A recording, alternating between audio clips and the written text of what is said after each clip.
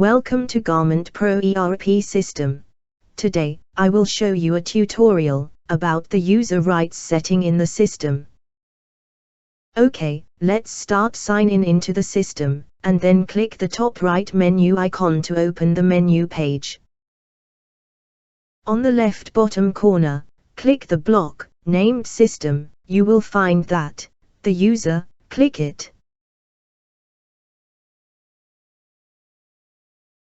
Let's open my account to see inside setting, what have the setting can be set.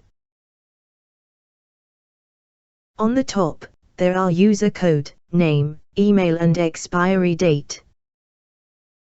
And the next part is the username and two different types of password. The first password is a normal access password. The second password is a security password. When logging into the system, you need to input your username and password. If you had set the security password, the system will randomly select 3 positions of the security password to let the user input. So, it is an enhancement to protect the system, to prevent hacking. The next is a group policy. It is to set the user rights based on the specified group, and also allow applying only on system rights, or company rights, or both rights. On the right-hand side, this is a idle session timeout to automatically log out after a period of inactivity. The default inactive period is 300 seconds, or 5 minutes. The next is the default language setting, and the setting of the first page after login. The next tab is System Right. It lists all the rights of each section, and the rights type is detailed to each action. For example, read, create, update, approval, delete, void, restore, post, price hidden. Controller, printing language, allow change language, and save printing settings.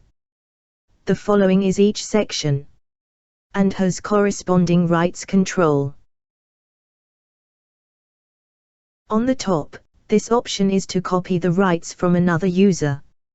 On the other hand, the below has a checkbox. It is an option to copy the company rights at the same time. If the user structure is formed as a group, we suggest using the user role to satisfy the right assignment. The next tab is Company Rights. You may see this warning message. It is because that user has accountant rights. That means that the user has rights to accounting. For example, posting orders, creating ledgers and etc. So, we need to go back to the System Rights tab, and disable accountant rights.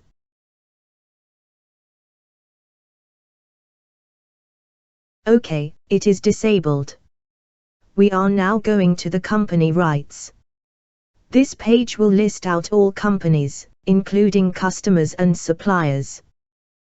It can control the user is only allows manage their corresponding companies. So, the non-corresponding companies document will not be allowed read or created. That is the end of tutorial. Thank you for your watching.